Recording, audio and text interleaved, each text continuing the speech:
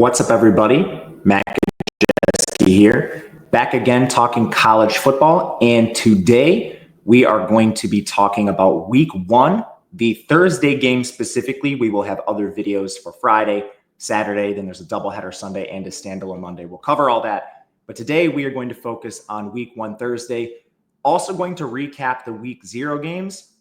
I'm not sure if the best way to do this is a standalone recap video or include it in the first one we do for the week. If you have an idea or feedback on that, please let me know in the comments. If you want a standalone video, I'm happy to do it. Just really not sure what you guys want or what the appetite is for it. So for now, we'll keep them together. Other housekeeping notes. If you or somebody who knows a gambling problem, please call or text 1-800-GAMBLER, of course. Hit the thumbs up button, subscribe. If you like the content, a lot of you did that last week and it helped a lot. So thank you. Let's dive right into the recap and then we'll move forward. So here's just a Google Doc of what happened. Basically, these are the boxes for these teams, yards per play between them, post-game win expectancy, the margin of victory for each team. For those of you that are betting games, the minus just means you won. The adjusted margin of victory, so that's what would happen if you just played this out multiple times. EPA is another way to look at this, and then turnovers. We'll kind of go game by game, talk the bets too. I ended up with a 4-2 day. It was looking horrible. It was 0-2 and somehow ended up 4-2. And not all the bets were discussed on the video. That's just because I placed some of them after the show. They're all available in the Discord if you want them later in the week or earlier in the week. We've already made some for this week. But Iowa State, Kansas State, Farmageddon in Dublin was way more sloppy than I expected. The weather was a factor. So I won't really get into that. There were turnovers on both sides, fumbles on both sides, drops on both sides. I can't really argue one way or the other that Kansas State should have won, Iowa State should have lost because of those, because both teams were affected and by a lot. Based on post-game win expectancy, which is from ESPN, Kansas State had a 78.6% chance to win that game. They ended up losing by 3. If you played it back, the average margin of victory is Kansas State minus 4.5. There were a lot of things Kansas State did well. They were getting pressure at will, and that Iowa State offensive line was a huge concern. I think where I maybe misevaluated the game is just how valuable Rocco Becht was to that Iowa State offense. He was navigating pressure. He wasn't taking sacks. He did have a couple costly plays. Didn't quite cost them as much as Kansas State. But coming into the game, I thought losing Noel and Higgins was going to be huge for Iowa State, and they end up getting it done with a few big plays in Kansas State shooting themselves in the foot via penalties, turnovers, drops. They had a few more than Iowa State for sure. And the other big factor in the game was adjustments.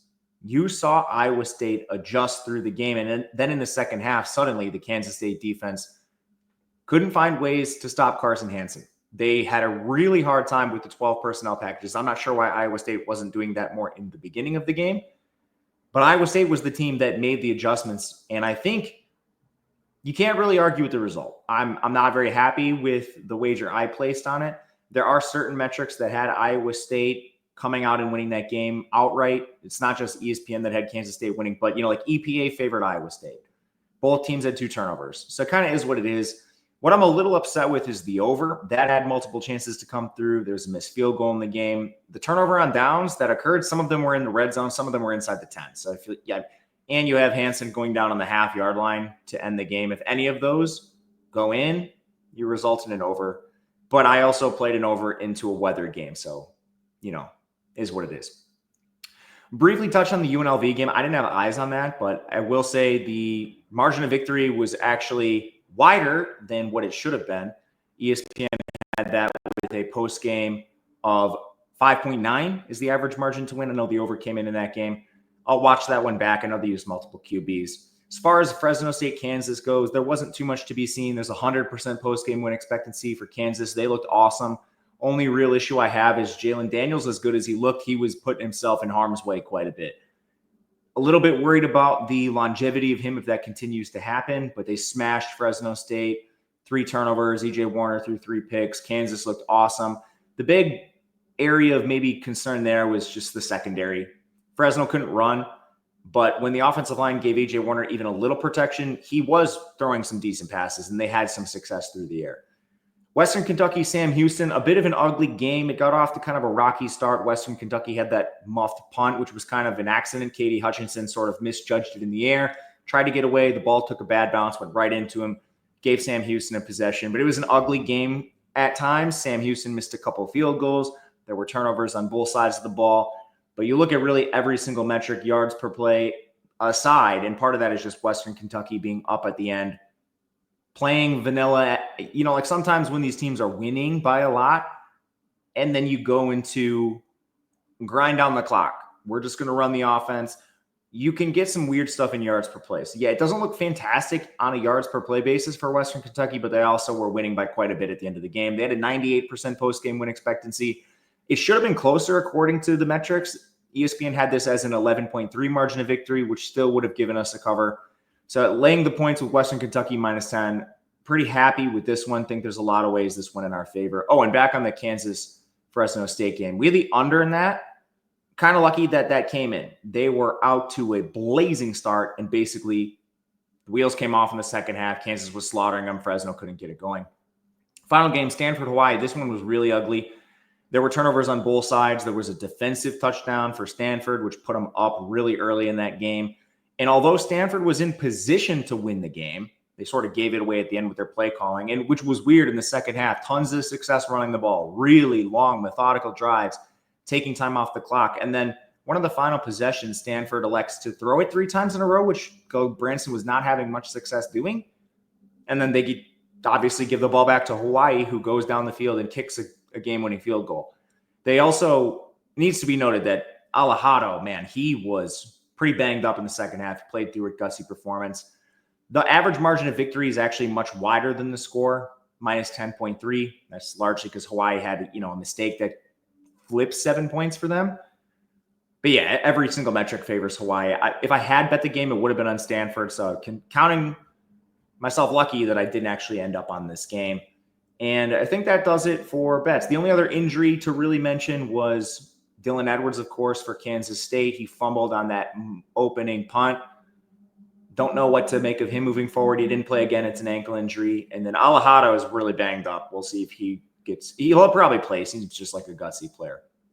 But overall, that's what we had for week 0. I had 2 props, which were in Discord. Both of them came in. It was under on Rocco Beck passing. That was 229.5. And under on Hunter Watson passing. That was 212.5. Both of those came in. If you ever want the bets ahead of time, they are in Discord. I will link it below. But otherwise, let's turn the page to week 1, and let's talk about, I believe it's 7 games we have up. I have some graphics. If you just give me 1 second, I will pull those up, and we'll get started. There's some fun games, have a few bets already. But again, we will go through all of the days individually. All right.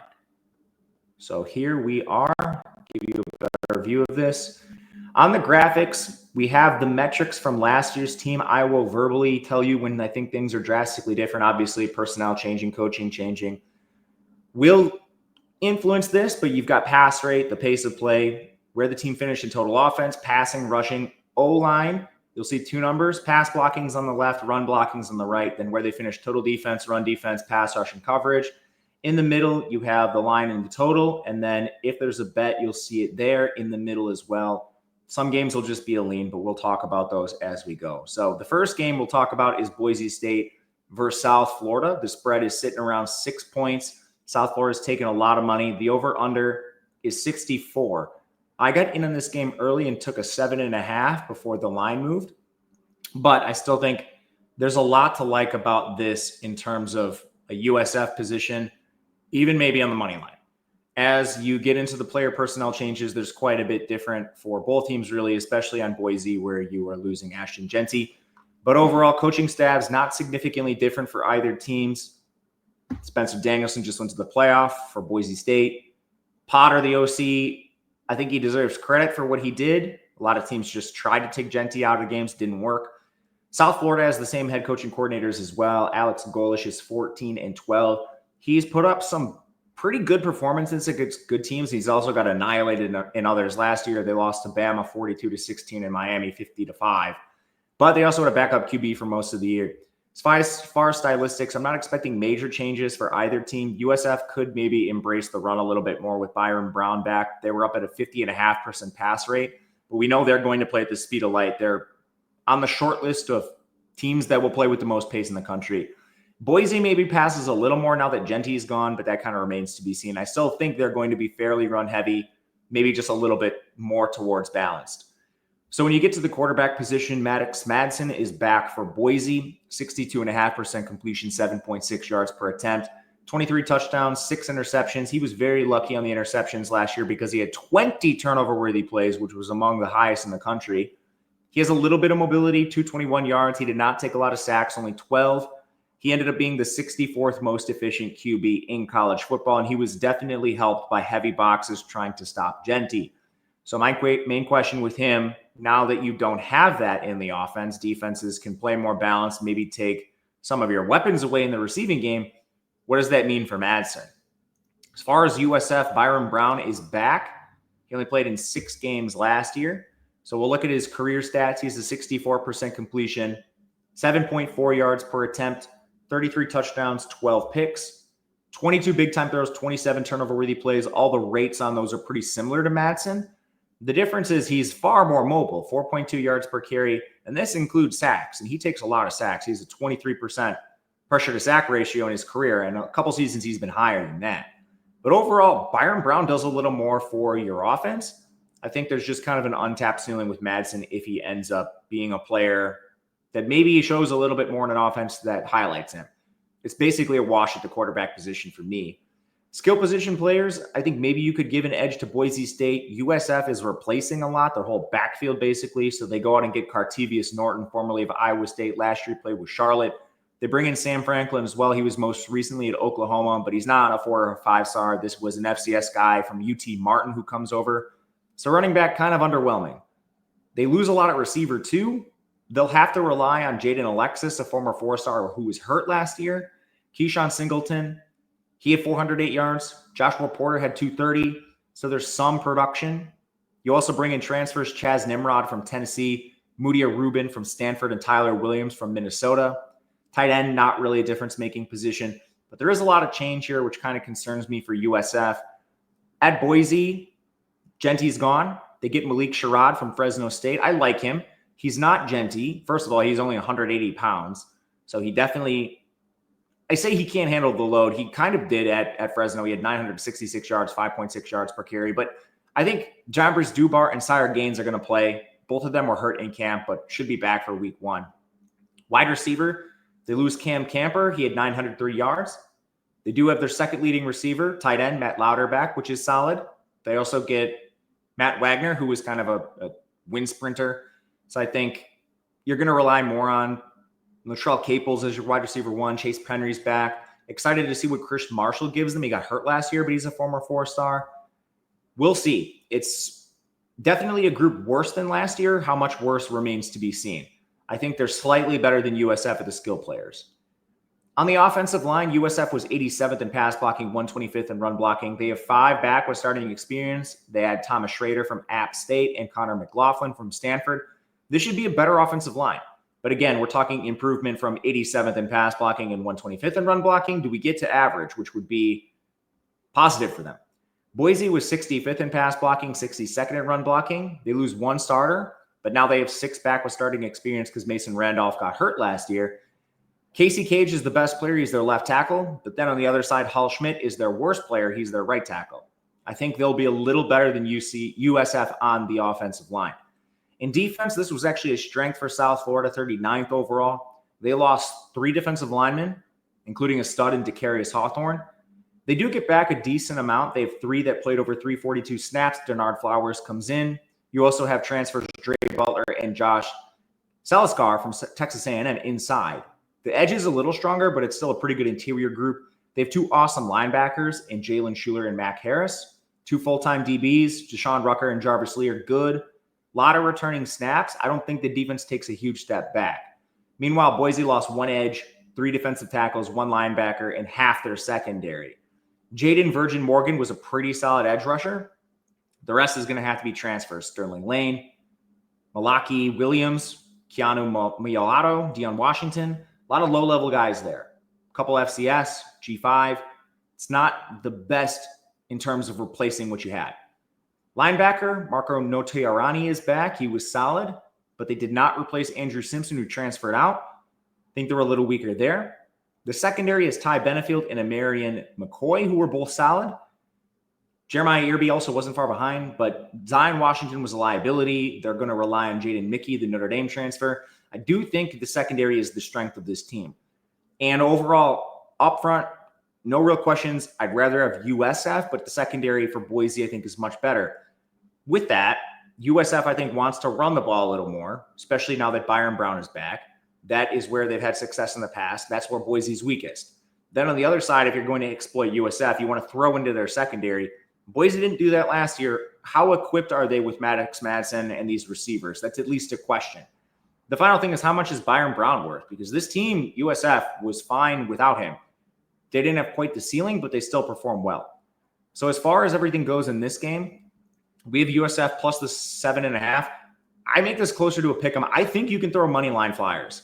I still think the 6 is fine. I would take it if I didn't already have the position. And if you force me to take a total, it would be under 64. Yes, USF plays at the speed of light. Boise does not. And I actually respect the defense for USF. I don't think Boise just runs through USF like a hot knife through butter. Do not think that happens. So we'll play the USF side. We will lean under, maybe take a look at that later in the week as time goes on. That brings us to our second game. I'm just going to check and make sure everything's good with the stream. It appears so. We have Ohio taking on Rutgers, 14.5 point spread in favor of Rutgers, 46.5 total. A lot of change with Ohio, kind of. Tim Albin's gone. He goes over to Charlotte. He was the coach there for a long time, but basically everything they did was promote internally. Brian Smith was already with the program. So they actually didn't lose a lot of staffers. Albin took a few, but this coaching staff is relatively intact for undergoing a change. Rutgers, it's Greg Schiano still. They had to replace their DC. They go with Rob Smith and Zach Sparber. Joe Harasimiak is over at UMass. He took the head coaching job there. So Ohio, don't really expect them to change a ton. They were very run heavy, 39.5% pass rate last year. Very slow. They were 127th in pace. They have the same QB, so their offense shouldn't be different. Rutgers, I'm thinking that stays the same. 45.5% pass rate, was 89th. They actually were above average in pace, 26.4, just barely. They caught them to 67th. They did lose Ryder Langsdale, offensive tackle, for the season already, but that's a position of strength. So when you get to the quarterback position, I actually think it's pretty close. They're different. Ethan Kaliakmanis is sort of a game manager. Doesn't really do anything well, but he doesn't take a lot of negative plays either. When you look at his interceptions, he had 7 of them. He did have more turnover-worthy plays, the big-time throws, 19 turnover-worthy plays, and a completion percentage of 54%. But his time to throw is fast. His wide receivers dropped 11% of his passes, which was among the highest in the country. They upgraded that unit, so hopefully just better play from his skill position players can be a sort of rising tide lifts all boats. Again, he was the 46th most efficient QB last year. Navarro was the 31st, but he played in the MAC. He had problems as a passer at times. 17 turnover-worthy plays turned into 11 interceptions. That's more turnover-worthy plays than big-time throws. But 66% completion. He's also extremely mobile, 6.5 yards per carry. That was over 1,000 yards on the ground. He did take 17 sacks, but his pressure to sack ratio is still pretty solid overall. It's just he did struggle against some of the better teams. They faced Syracuse, Miami, Ohio. Those were 2 of his worst games last year. And it wasn't exactly a tough schedule for Ohio. So I think you could poke a hole in that. I'm giving the edge to Navarro. He just played better than Nathan Kaliakmanis 1-for-1. But the level of competition thing is worth mentioning. Skill positions. Rutgers loses Kyle Monangai. He's their biggest loss. I'm not really that concerned. CJ Campbell comes in from FAU.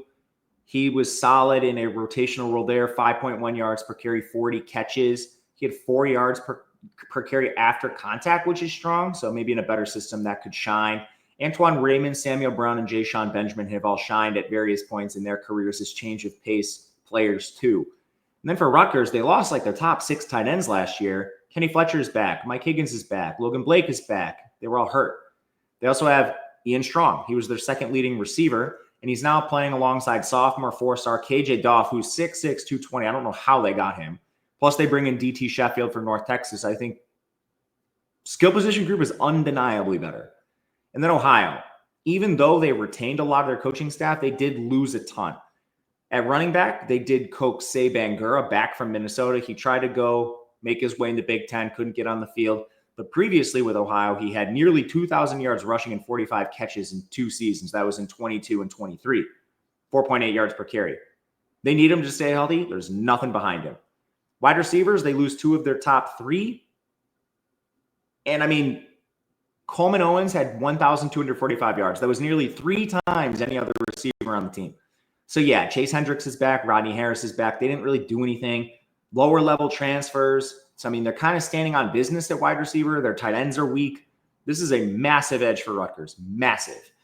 Offensive line, this is a chance to be a massive edge for Rutgers too, because Ohio already 109th in pass blocking, 50th in run blocking. They're a run-heavy team, so that run metric matters more. They have 1 full-time starter back, Davion Weatherspoon. They have a couple of rotational guys back.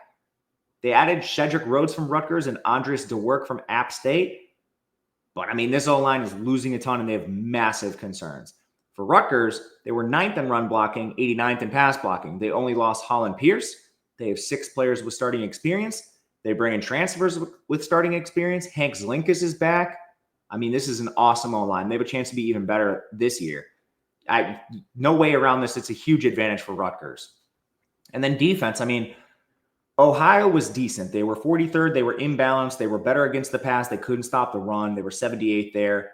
They lose 2 of their top 3 edges, their top 4 defensive tackles, their top 3 linebackers, and 2 of 5 in their secondary. So their secondary starters are good. Tank Pearson's good. Adonis Williams is good. They have some decent transfers in Ricky Hyde from South Alabama, Ronald Jackson from Old Dominion, but they have to play immediately. There's no room for injury or anything in the secondary. And then the defensive line, I mean, or I guess the front 7, I mean, you bring in Evan Herman from Vandy, Joseph Marsh from Boise. Those are decent players, but they don't fill enough gaps. The most experienced linebacker they have is 19 snaps. And now you're facing Rutgers, who has a good offensive line, I think a well-made running back room, veteran quarterback, and upgraded receivers. Then Ohio, who has, the ton of offensive line concerns. They want to run the ball. What are they running into? Well, luckily Rutgers did lose 2 solid defensive tackles, 1 edge, 1 linebacker, and 4 of their top 6 in the secondary. They're probably going to be worse, but doesn't matter in this game. You still have a solid edge rusher in Jordan Thompson. You have Eric O'Neill coming in from James Madison, Bradley Weaver from Ohio. The edge should be okay. Inside, they're going to rely on Doug Blue Eli from South Florida. They don't really have a lot of other transfers that are difference makers down there, so I think that's a little thin. Probably one thing you could potentially exploit if you're Ohio. But linebackers are going to be fine. Moses Walker's a former 4-star. Dariel Jaboom, he was already there. Linebacker should be okay. Defensive back, you have 2 back. Bo Masco is pretty good. But the transfers, I mean, are just much higher level than what Ohio has. Jacoby Henderson started at Marshall. Cam Miller's from Penn State. Jet Elad from UNLV. They're going to have to play, but I'm not really concerned with this unit. And this is probably just too much for Ohio to overcome. And the bottom line is Rutgers wants to run the ball. Does Ohio have the bodies to stop this? I think the answer is no, and I'm envisioning Rutgers just running the ball right down their throat. I was lucky to get it on this one early. I promise these are the only 2 I have like significant closing line value. Took Rutgers minus 11.5. I think 14 is fine. 14.5 is fine if you need to. I tend to lean towards the over in this game, 46.5. Some of that because when you look at pace, Rutgers actually played above average last year, and efficiency should be no problem. The only concern really is the Ohio side. But, Ohio winning the MAC last year, not playing from behind often, you're going to have to probably increase your pace in a game like this. So that's where we'll stay. Bet Rutgers, lean towards the over. Third game is East Carolina versus NC State. This is a rematch of the bowl game, actually. It's a rivalry game, too. Currently, you have NC State minus 11.5. The total is 60.5. Not too many coaching changes on the East Carolina side. Blake Harrell took over full-time after he originally began as the interim. John David Baker still OC. They hired Josh Aldridge as DC. He was most recently a position coach with Auburn. NC State, Dave Doran is back. He had to replace both coordinators. Kurt Roper is an internal promotion after Robert Anai left. They lose their DC. It's going to be tough. DJ Elliott takes over. He's a decent DC, I think. Probably a step back. So overall, what do we expect to change in the offensive environments? East Carolina should be the same. They play really fast. They were 4th in pace. Pretty balanced, 48.5% pass rate. NC State, I don't think changes a lot. They were 55th in pass rate. Some of that negative game script, maybe they run a little more. And they're pretty slow. They were 131st in pace. Roper's coordinated offenses before. He was with South Carolina. We saw him pass at least 50% of the time there, and both of his offenses were extremely slow. So I think that's going to remain consistent.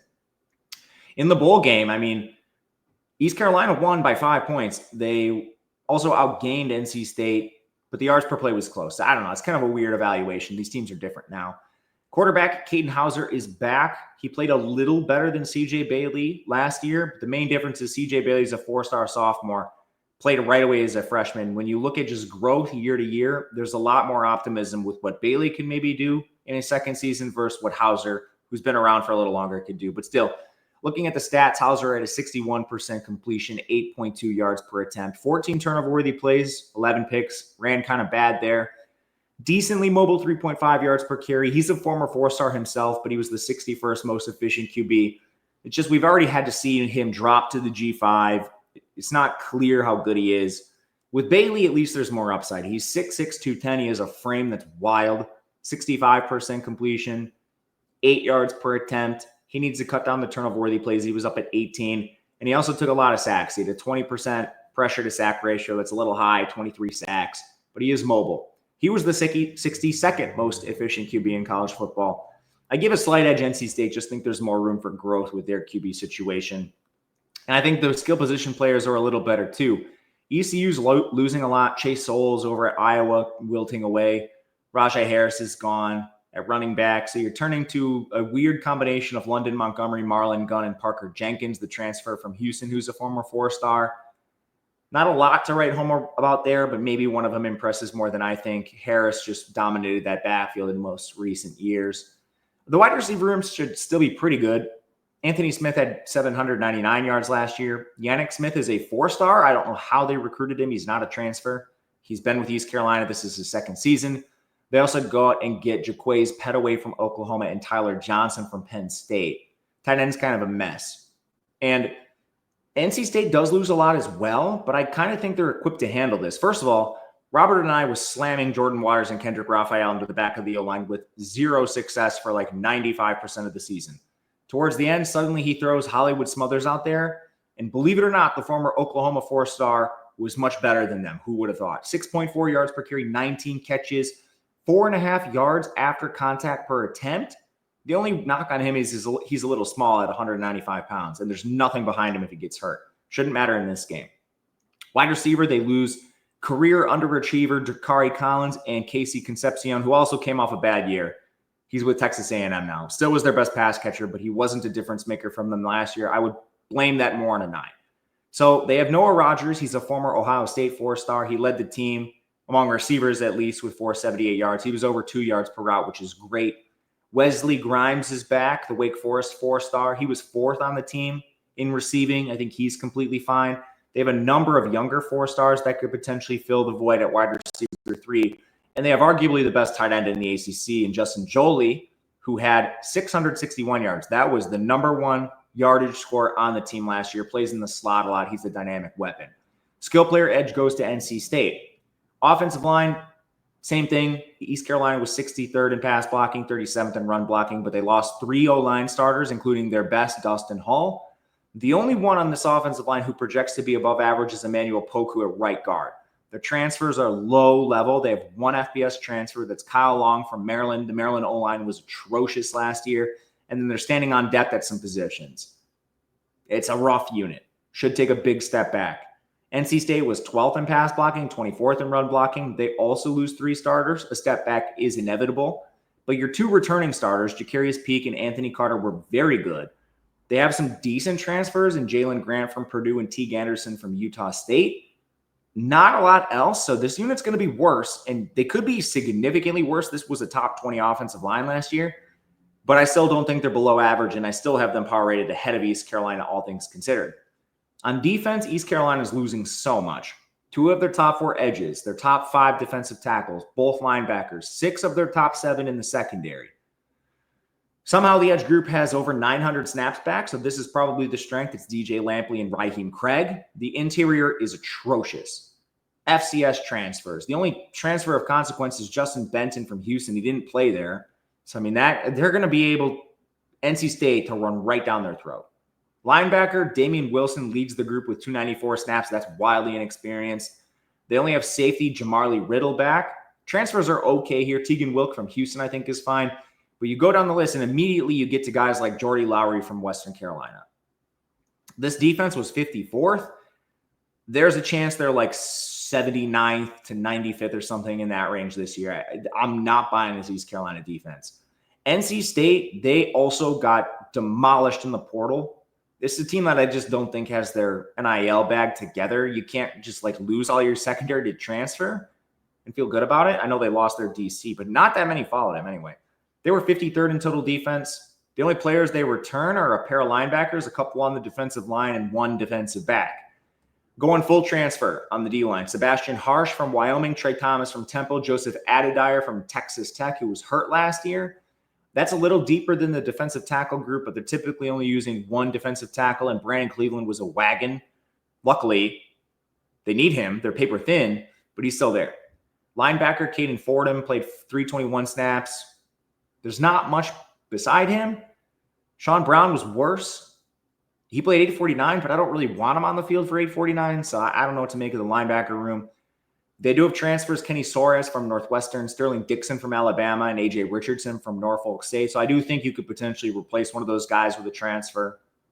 And the only DB, Devon Marshall's back. That leaves you with a blend of transfers and younger players yet to see the field. I will say, of all the position groups, DB's been recruited well. Zach Myers, Damon Fagan, Ronnie Royal are all former 4-stars. Your transfers are okay. Brian Nelson from North Texas, J.J. Johnson, Georgia State, Jemal Johnson from Temple, Jaron Sensabaugh from Missouri. I think the secondary is decent.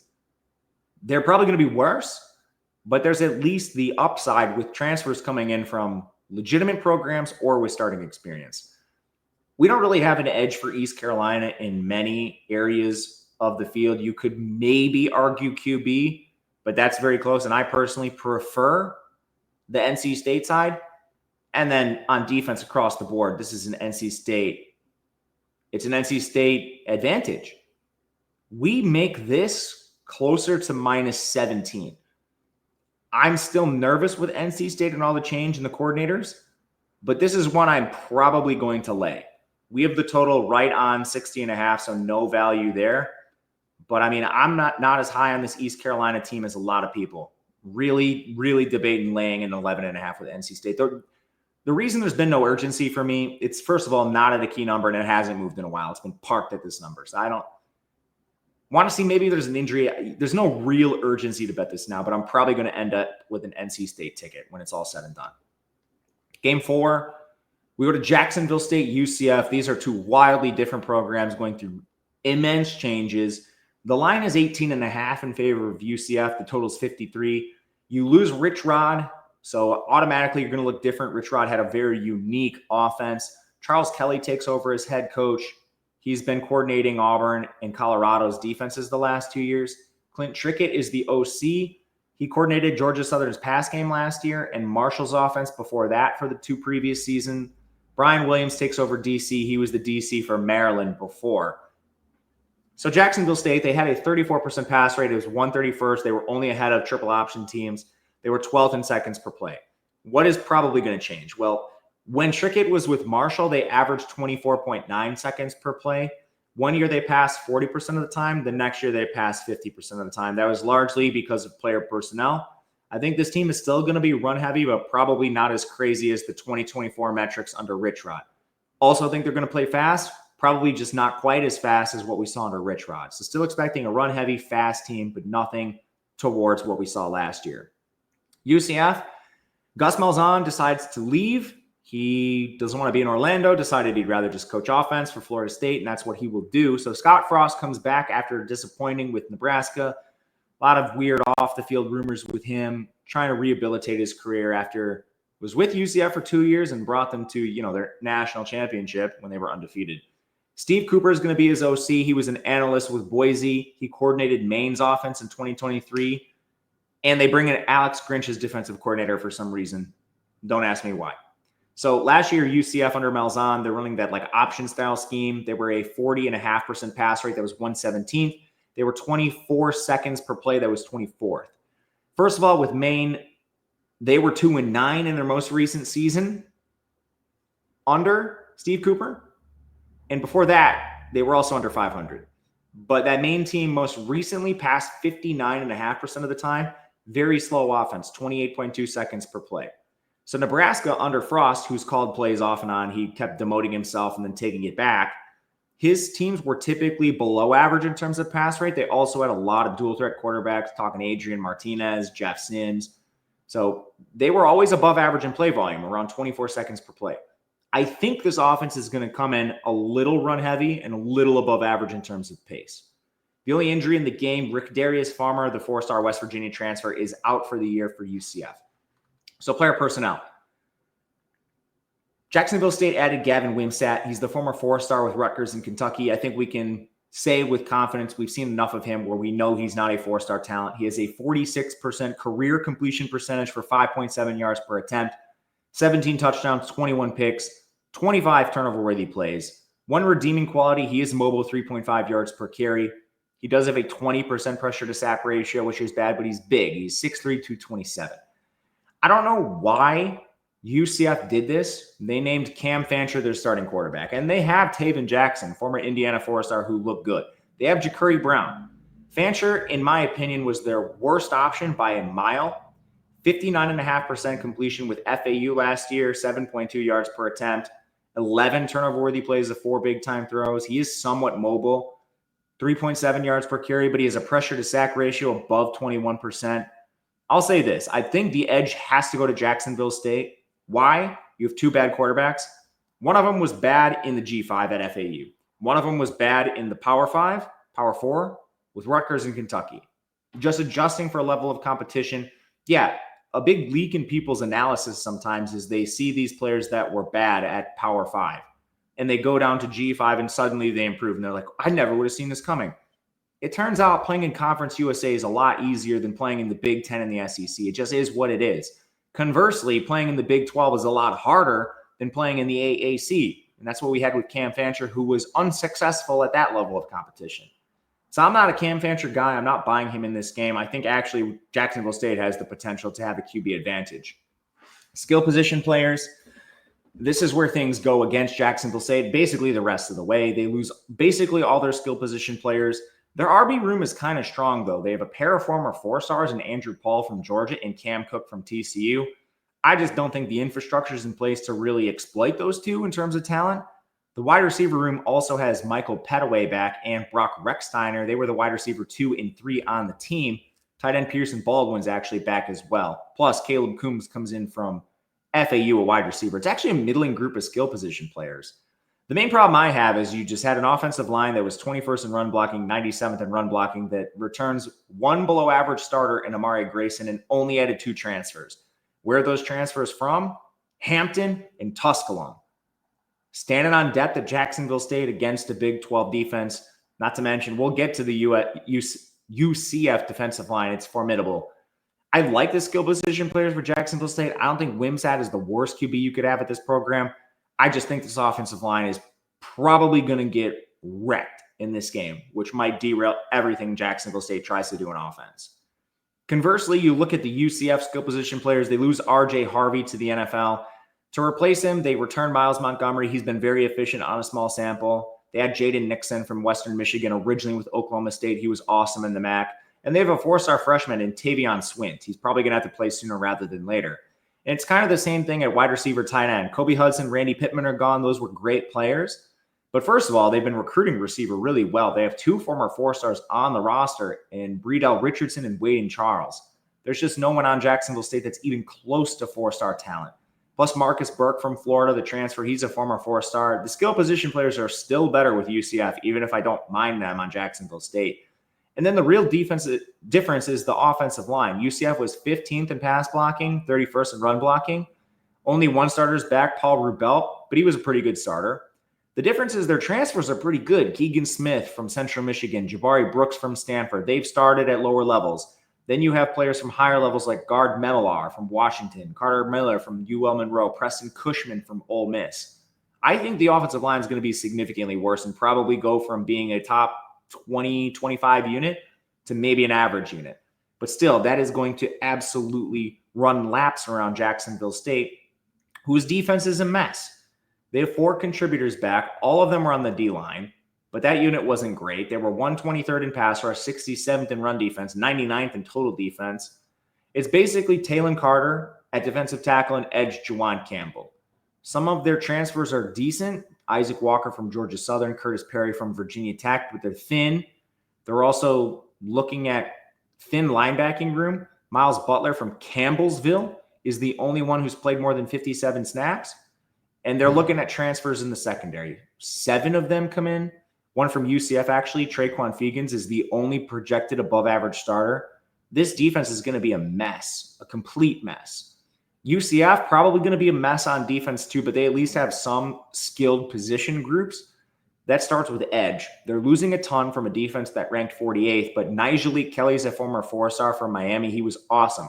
Malachi Lawrence, he was very good too. That's a formidable pass rush duo. And then on the inside, John Walker's back. He was hurt last year.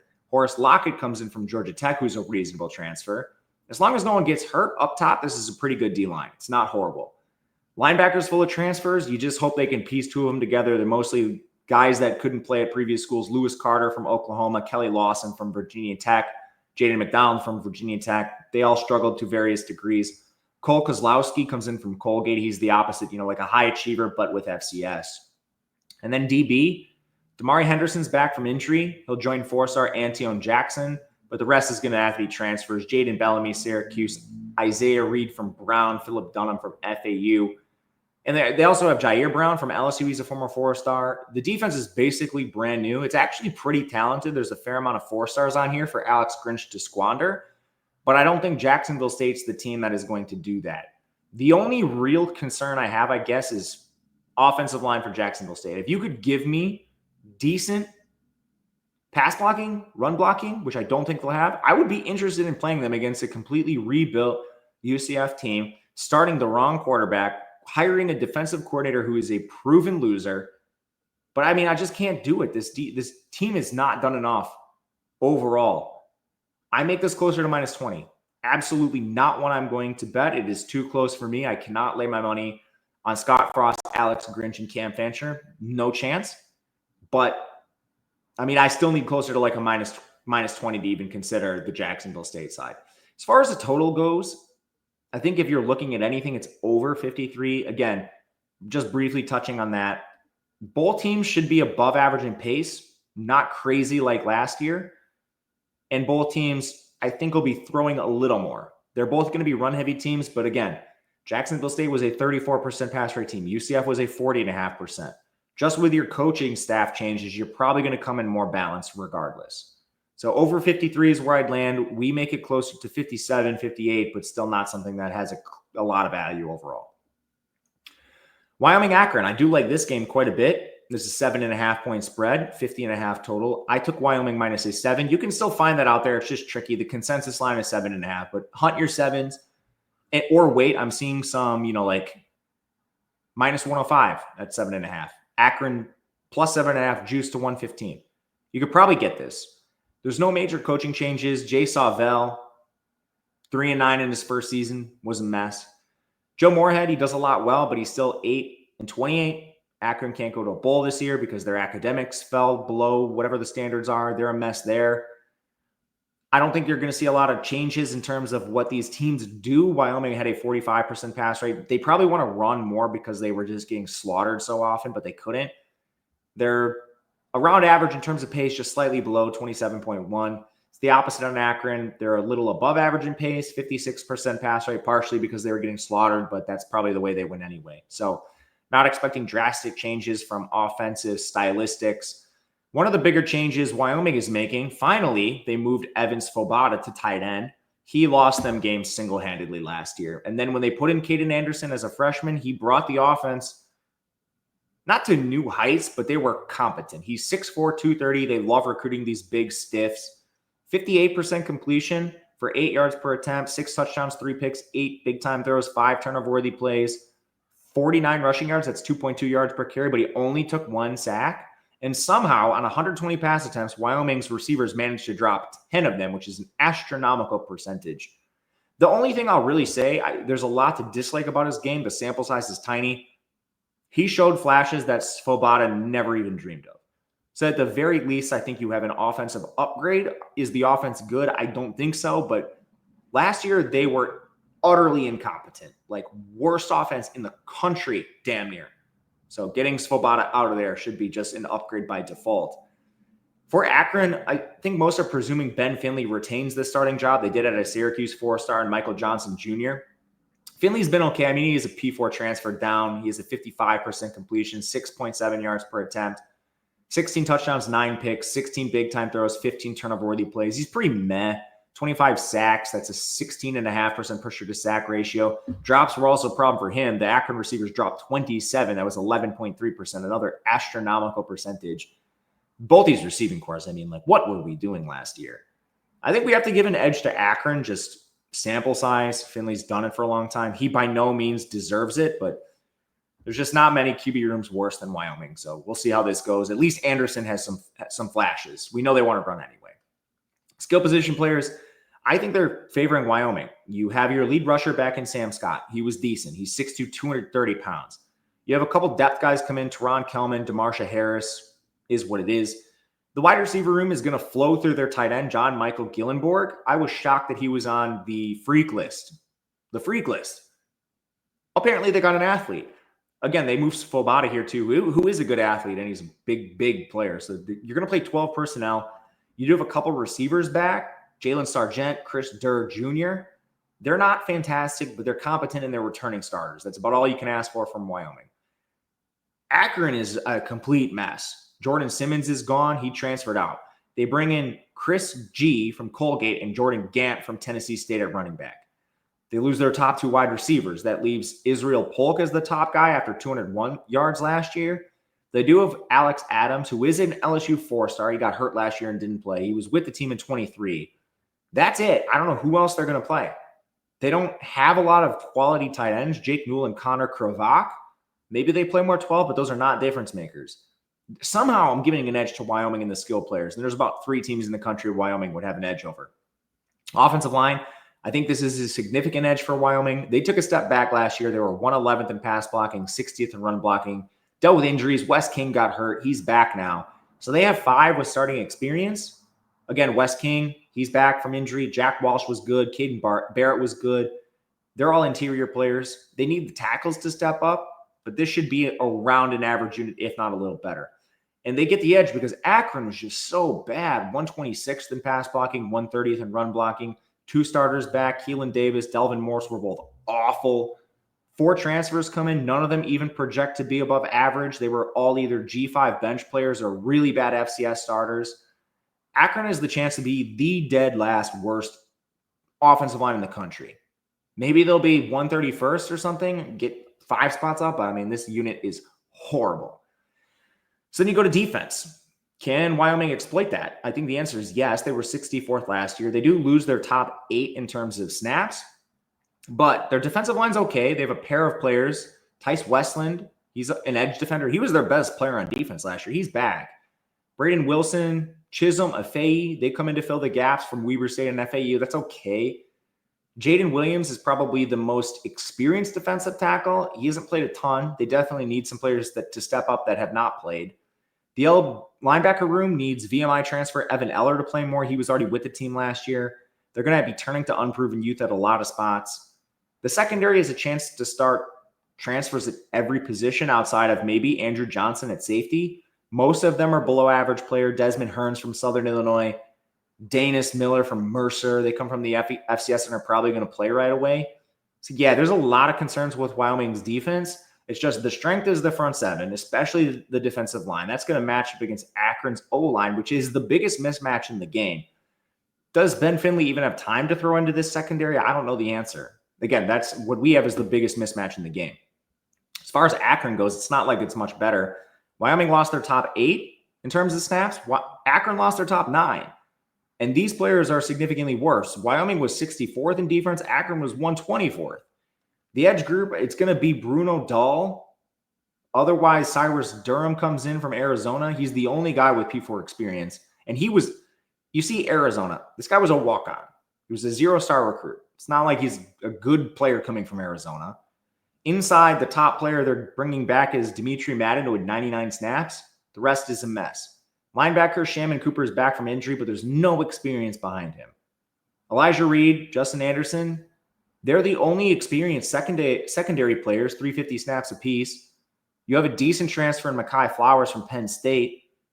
That's probably going to be the strength of your team. But again, Wyoming wants to run the ball down your throat. Do you have anything to stop it? The answer is no to me. And again, this game is at 50.5 total, which is crazy for Wyoming at first glance. But you look at it, Akron's playing above average in pace. Wyoming's not slow at 87th. And then just the efficiency gap. Wyoming should slaughter this team. We took a -7. There are some out there. So I just put the consensus line on the screen, 7.5. I'm fine with that if that's all you can get. But hunt that 7. I think you guys should be just fine to get it out there. That's one we took, and we will take this to the window. Pretty confident in it. Feel good about this one. Buffalo, Minnesota. This is a fun one. MAC versus Big Ten. Spread is 18.5 in favor of Minnesota. They took some money recently. Over-under is 44. Not that many changes. Buffalo has no major coaching changes. Pete Lambeau in his inaugural season went 9-4. They did axe murder some really bad teams while getting axe murdered themselves by Missouri, UConn, and Ohio. The teams they beat, too, they beat a really weak level of competition. And then the teams they beat that were good, like Liberty in the Bowl, Salter didn't play. Toledo, Tucker Gleason didn't play. The only one that's really respectable is Northern Illinois. And then on the Minnesota side, PJ Fleck is back. The only coach they had to replace was Heatherman. He's off to Miami at DC. They promoted internally there, so not expecting a lot of changes. Buffalo is really run heavy. They're 113th in pass rate. They're actually 35th in pace, which surprised me at first glance. Not something I recalled from last year. Minnesota's weird. They had a 52% pass rate last year. They had a 39% pass rate in 2023. They're breaking in a new QB. I'm expecting this to move somewhere in the middle, more towards the run heaviness. They were very slow, 124th in pace. The only injury in this game, Mo Amande from Purdue, the transferred defensive tackle, has been dealing with a back injury. PJ Fleck is really tight-lipped, and he keeps his players and coaches from releasing information. So I don't know how severe that is. That's somehow leaked. Quarterback. Buffalo is replacing CJ Agbana with the well-traveled former four-star Taquan Roberson. He started in 2023. He has a career 58% completion percentage for 6.1 yards per attempt. 12 big-time throws, 11 turnover-worthy plays. It's not horrible. All these are his UConn stats. Also rushed for 120 yards. Only took 7 sacks. His pressure-to-sack ratio was 6.5%, which is amazing. We just know he's limited. It kind of is what it is, but that's not different from Buffalo. They've played with limited signal callers the whole time. Agbana was this. You hope that he can win by not turning it over. He's been good at that. Not taking sacks, he's been good at that. And then occasionally delivering the ball to his receivers and letting Buffalo grind you past teams in these volatile games. Minnesota replaces Max Brosmer with Drake Lindsay. He's a redshirt freshman, 3-star, low-level recruit. 6'5", 230 is his size. 5 pass attempts to his name. He was the 873rd recruit in the 2024 class and looks like a pure pocket passer. No idea what we get from him. I'm giving the edge to Minnesota just because I'd rather take a completely unknown player than what I've seen from Taquan Roberson. Could flip, I do not know. Skill players, no question this goes to Minnesota, but it's not like Buffalo is any slouch either. Aljay Henderson at running back rushed for over 1,000 yards, had 19 catches. Not a lot of depth behind him. Top receiver Victor Snow is back after 651 yards. Presumed wide receiver 1, Nick McMillan's back from injury. Josiah Gathings comes in from UConn. It's a good skill position group for the MAC. Running back Darius Taylor's back from Minnesota, 986 yards, 54 receptions. He's one of the best backs in the country. They do lose Daniel Jackson and Elijah Spencer at wide receiver, leaving just wind sprinter Lameek Brockington. But Logan Loya comes in from UCLA. He's produced. And Javon Tracy comes in from Miami, Ohio. He was solid there. They also are probably going to use a little bit of Coy Parrish on offense. He's their freaky athletic safety. This skill position group is underrated. It's not elite, but it's better than Buffalo's, and they get the edge here. Offensive line, Buffalo was 98th in pass blocking, 57th in run blocking. They have 3 starters back. All of them were good. The replacements are going to be Gabriel Arena. He was a rotational guy last year, and then some combination of Jake Tim from LIU or Jacob Merritt from Michigan State. I think it's a quality offensive line, an above-average unit, nothing crazy. Minnesota was 76th in pass blocking, 27th in run blocking. They lose 4 of their top 6, including their stud right tackle, Ariante Ursary. Maybe he played left tackle. Correct me if I'm wrong. Anyway, 2 interior starters. Both of them are good. Likely going to turn to depth players at tackle, which is a slight concern, but Nathan Roy is a 4-star. He's been kind of waiting in the wings. Aluma and Kelly sort of leaves a little to be desired, but we'll see. They do have Jaden Ball from Purdue, Dylan Ray from Kentucky, Kali Tafai from Washington, and Marcellus Marshall from UCF. 4 transfers that should be able to plug gaps. It's a pretty good offensive line. They have an edge here as well. Defense, Buffalo was 27th. They lived dangerously. They played a lot of bad quarterbacks and some backup quarterbacks. They only lost 2 of their top 10 in terms of snaps. So they get back most of their edge. Kobe Stewart was a stud. Most of their D-line is back, and George Willows back from injury. Probably interior is the biggest weak link on the defense. That's like your defensive tackle position. At linebacker, you lose your heart and soul, Sean Dolak, but Deion Crawford and Reed Murdoch were fine. These were good starting linebackers, so I think they'll be okay there. 4 starting DBs returned. Solomon Brown was a difference maker at safety. All 4 starters were above average, which kind of leaves just one position up for grabs. And they have multiple guys who played rotational snaps and got spot starts. So I think it's probably one of the best defenses in the MAC and probably the best secondary. Is that enough to match up against Minnesota? We shall see. On the Minnesota defense, this team lost a pair of edge defenders. Anthony Smith's been a decent rotational guy, and Jackson Howard's a former 4-star, so probably okay there. Inside, Devin Eastern and Jalen Logan Redding were solid.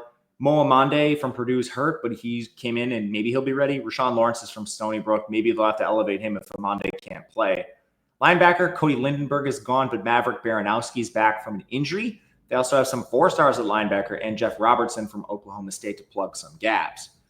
Defensive back room is light on corners, but man, safety is loaded. Coy Parrish, Kerry Brown, Aiden Gooseby, all elite. Zyquan Bryan played a little at corner, so he should plug a gap, and then you could maybe look to either John Nestor, the Iowa transfer who couldn't get on the field last year, or an up transfer in Jaden Bowen to fill that last corner spot. This should be a very good secondary for Minnesota. I think the defense has a lot of edges too. The biggest question in the entire game is how much does level of competition matter? Because Buffalo was a good team last year. The problem was they played a weak schedule, and when they played good teams, they were very fortunate in who they faced in terms of backup QBs and stuff like that. Minnesota is undergoing more change, but they're Big Ten caliber players. They're new, but is that enough to overcome a MAC team? With everything we put into our model, we make this closer to a minus 14-ish. Got 14 and some change, like a 14.25. We're outside key numbers there. I'm really debating playing the Buffalo plus 18.5. We've already seen steam come in on this. Even in the last 24 hours, this was at 17.5. I don't know if Minnesota takes more money. That is why I have paused. But I think Buffalo has enough to potentially limit Minnesota in a game like this. I don't feel confident in it. I usually hate backing these MAC teams against Big Ten opponents, but it's sort of 2 teams in opposite directions in terms of returning production. So that at least needs to be worth noted in a game like this, especially with harder games ahead for Minnesota. Nebraska, Cincinnati, this is probably the marquee game of the night. We have 2 games left. Nebraska is a 6.5-point favorite. The total is 53.5. This game is being played at Arrowhead, so there's honestly some home field stuff potentially for Nebraska. It's definitely not like home field for Cincinnati, but I don't know. Probably overrated there. Anyway, when you look at these 2 teams, not too many changes. Matt Rule, he's promoted Dana Holgerson to full-time OC. He kind of took that over midseason anyway. And then John Butler got an internal promotion at defensive coordinator to replace White, who's off to Florida State. Not really expecting a lot of changes with Nebraska. We saw them at a 51% pass rate. They were below average in pace, 109th. And we already kind of got a glimpse at the changes. Dana Holgerson focused a lot more on quick game stuff with the passing concepts. They played a little faster. Not anything seismic. For Cincinnati, it's the same coaching staff. Scott Satterfield's 8-16, probably a little hot seat for him. 49% pass rate, 88th in pace. So as far as personnel goes, Dylan Raiola, the former 5-star, had a pretty mid-freshman season, sort of to be expected. It's kind of hard to throw these guys in the fire right away, but 67% completion, 6.9 yards per attempt. Only 12 turnover-worthy plays was decent. 11 of those turned into picks, so he was very, very unlucky in that regard. But he did take 25 sacks. He had a negative 65 rushing yards. Offensive line didn't do him a lot of favors. He did face 140 pressures and only ended with an 18% pressure to sack ratio, so that's decent. He was the 66th most efficient QB last year. The big thing with him is, as a 5-star, now with a better OC, you're expecting pretty significant growth. On the other side, Brendan Sorsby, 6'3", 228. He had a 64% completion. 7.2 yards per attempt, 18 touchdowns, 7 picks, only 13 turnover-worthy plays, but only 8 big-time throws as well. Most of those numbers were a step forward for him, and he is a good runner. 4.3 yards per carry, only 17 sacks. He was the 48th most efficient QB in college football. We have a tentative edge to Cincinnati in terms of QB room based on what we've seen so far, based on the fact that Sorsby will give you ground game, Raiola won't, but very willing to admit that I could be wrong on this. This is a volatile projection because there could be significant growth with Raiola. They had an offensive coordinator change mid-season. You know, like if you get somebody who actually knows what they're doing in there, he's a 5-star. He could absolutely be, he has the ceiling to be like a top 5 QB in the country. So I say that with the lowest level of confidence in favor of Sorsby. Skill position players favor Nebraska pretty significantly.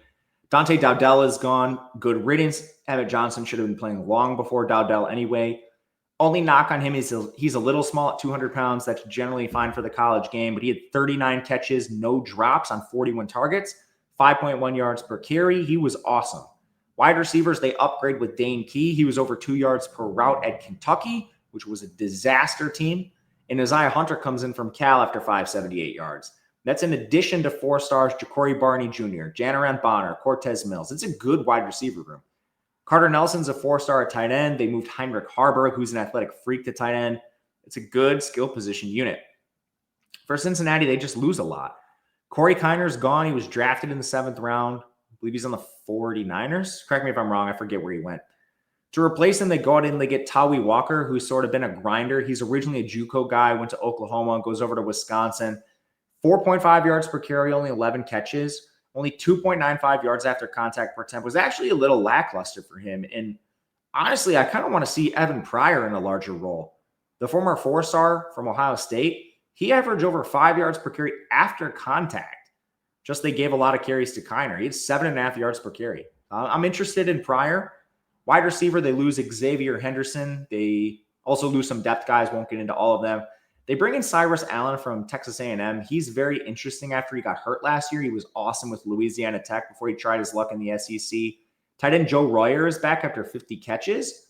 So you kind of just need to paper over the rest of this. Jeff Caldwell's gotten some hype. He's from Lindenwood. I'd rather not personally. And then Noah Jennings from Charleston Southern. If you get behind Allen and Royer, it's pretty weak for this team. So without a doubt, I prefer the Nebraska skill position players to Cincinnati. They are difference makers. Offensive line's kind of the same. Both of them were good last year. Nebraska was 46th in pass blocking, 41st in run blocking. Cincinnati was 31st in pass blocking, 53rd in run blocking. The problem is Cincinnati only has 2 starters back. They lost a ton. They lost studs John Williams and Luke Kandra. Gavin Gerhardt is a stud as a returning player on the offensive line, but DeAndre Buford was like the weakest link on the team. Then you're turning to really low-level guys. Taryn Tyo from Ball State, Joe Cotton from South Dakota. Those are the players that are going to replace this unit. I think Cincinnati's offensive line could drop to like 75th. Nebraska, they only lose 2 starters. They did lose their best, Bryce Benhart, but they have 3 starters back. One of them is Tacker Gunnar Gatula. I always want to mix up the L's and the T's with his name. I'm sorry, Gunnar. You don't deserve that. But on top of those 3 guys, Teddy Prohaska is back from injury. He's been a starter at left tackle in the past. They have good transfers. Rocco Spindler from Notre Dame is going to play in the interior. Elijah Pritchett came in from Alabama. He's not even going to start.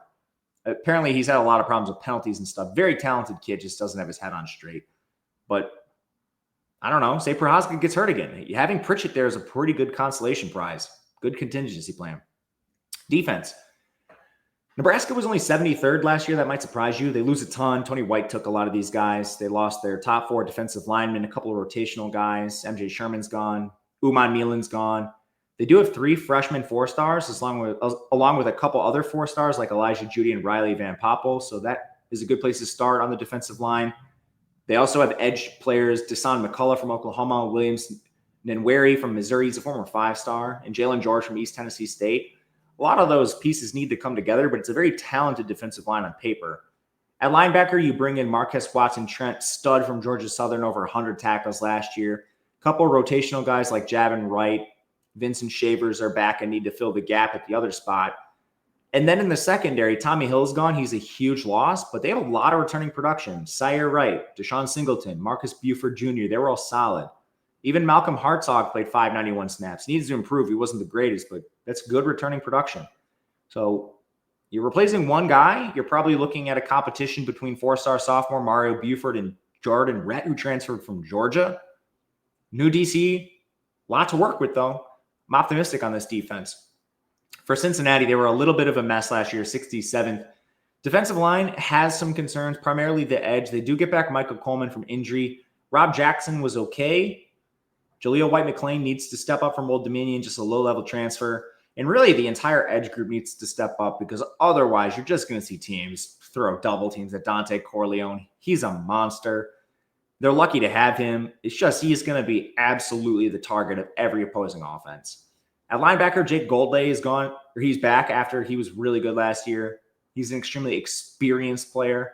That's it, though. They don't have anything else besides him. At defensive back, they lose 3 good starters, so they're going to return a lot of rotational guys like Armani Arnold, Antoine Peak Jr. They were okay. I love Matthew McDoom, but he's a Coastal Carolina transfer. This is a big gap. Christian Harrison's probably going to have to start, too, from Tennessee. Whole defense probably takes a step back. I'm worried about what teams are going to try to do to Dante Corleone. As far as this game overall, we lean Nebraska minus the 6.5, but we don't show any value in it. Lean over as well. I think the offenses have an advantage over the defenses right now. First of all, quarterbacks are good in this game, and there's upside for Raiola given the offensive coordinator change. Weapons are upgraded for Nebraska. With Cincinnati, maybe they're a slight step back, but they're okay still.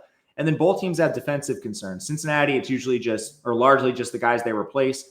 Nebraska is very talented, but you are changing out the coordinator, so that's at least a concern for me. I lean over 53.5. This is moving up. I missed a good number already, so I don't know if I'll take it. And potentially taking the Nebraska side. I'm not taking them -7, and it's already getting there in a lot of spots. Not going to buy back on Cincinnati either, so this might be a game we end up sitting out entirely, which is kind of sad. Best game on the day, but who knows? Maybe we'll play something. Last one. Failed you guys on under an hour, but tried my best. Anyway, let's finish it out. MAC versus Big Ten. Couple changes here. Spread 17.5 in favor of Wisco. Totals 39.5, lowest on the board. Same coaching staff for Miami, Ohio. Chuck Martin's been there for a while. Really turned the program around. They've been to bowl games the last 4 years. And they've played good teams close. Northwestern, they lost 6-13. Cincinnati, they lost 16-27. Notre Dame, they lost 3-28. They did get murdered by Ohio in MAC play, but this team was respectable in non-conference against really good teams. Luke Fickell's back for Wisconsin. He's 13-3 there. He's going to get fired if he doesn't improve.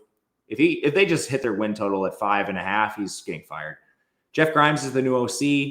He coordinated Kansas offense last year. They kind of ran him out of town. He was with Baylor before that. Offenses have been very different under him. Last year with Kansas, 41.5% pass rate. With Baylor in 23, 55% pass rate. With Baylor in 24, 44%. They're a slow offense, below average in terms of pace. I think they'll be a little run heavy, just suiting the Wisconsin style of old. Running the ball more, playing slower. That's the expectation. Miami, Ohio was very slow, 122nd in pace with a 51% pass rate. They're changing quarterbacks, and just who they bring in indicates they'll probably be run heavier as well, which that's how you get to a 39 total. So with Wisconsin, hoping they can get some QB luck for the first time after they lost their starter the last 2 years, they bring in Billy Edwards from Maryland. He was working with nothing. His offensive line was horrible. He did have Ty Felton and Caden Prather. So he ends up being the 55th most efficient QB, 65% completion, 6.9 yards per attempt, 18 big-time throws, 12 turnover-worthy plays.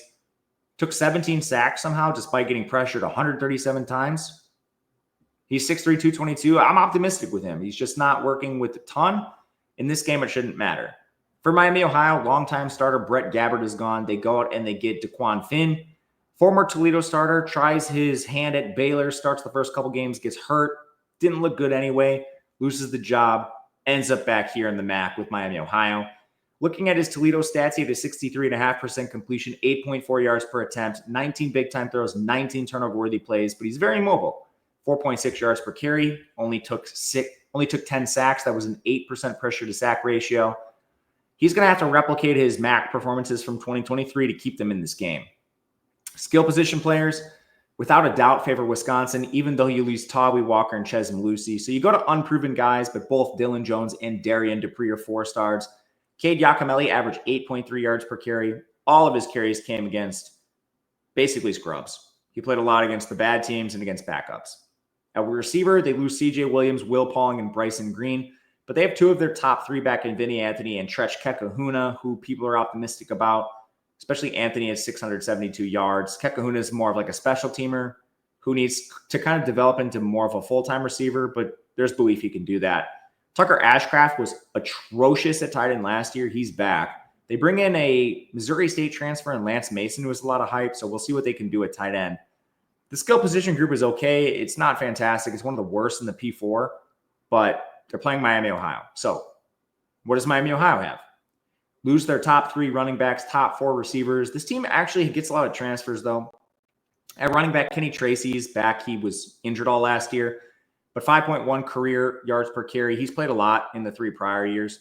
Wide receiver, they go out and they get Deion Colsey from Notre Dame, Cordell Russell from Colorado. He's a former 4-star. Keith Reynolds from Washington and Darian Williamson from Florida State.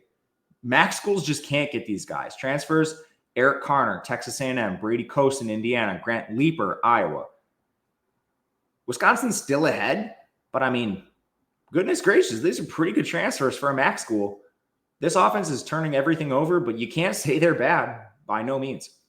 Offensive line, Wisconsin was 4th in pass blocking, 37th in run blocking. They lost Jack Nelson and Joe Huber. Riley Mallman has actually been surprisingly good for this team.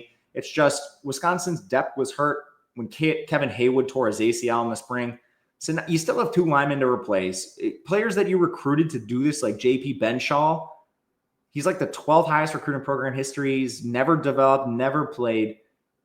I just don't know. This offensive line is still concerns. They're going to be above average, but I don't think they quite live up to last year's expectations. Fortunately, Miami, Ohio, 117th in pass blocking, 13th in run blocking, lost all 5 starters. They have 2 incumbents who played 100 snaps, Drew Terrell and Greg Smith Jr., but they only bring in 2 transfers. One of them is Austin Uke from Stanford, who didn't play there. The other one's Mitchell Butler from Mississippi College. Not Mississippi State, not Ole Miss, not Southern Miss. Mississippi College. They're going to be worse, no doubt about it. Wisconsin has the edge there. Defense. Wisconsin was 83rd. Alex Grinch was a part of that staff, so no surprise they were that bad.